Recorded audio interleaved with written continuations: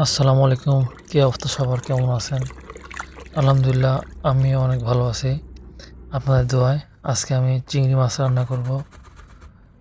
প্রথমে পেঁয়াজ, মরিচ এবং রসুন সুন্দর করে, আমার কাছে তো বাটার তেমন কিছু নাই, এই মেশিন দিয়ে যতটুক সম্ভব ততটুক করে নেব। ইতিমধ্যেই আমার পেঁয়াজ, মরিচ এবং রসুন কাটা শেষ হয়ে গেছে। এরপর চুলার পর কড়াই তুলে দিয়ে কিছুটা তেল দিয়ে নাড়াচাড়া দেব।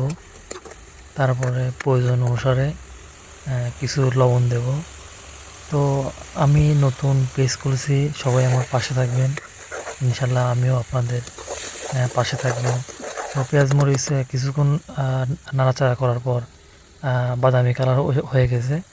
তো আমরা প্রয়োজন অনুসারে কিছু মশলা দেব। তো আমি সম্পূর্ণ মশলা এক জায়গায় ঢেলে রাখছিলাম আলাদাভাবে, তো ওইটা সম্পূর্ণ দিয়ে দিয়েছি।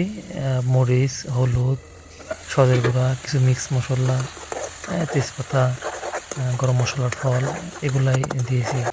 আমার মা বলতো বাটার উপরে তেল চলে আসলে সে মশলাটা রেডি হয়ে যায়। তো আমার এই অবস্থা হয়ে গেছে। তো আমি আমার যে চিংড়ি মাছ ওইটা আমি দিয়ে দেব। দিয়ে দেওয়ার পর কিছুক্ষণ নাড়াচাড়া করব।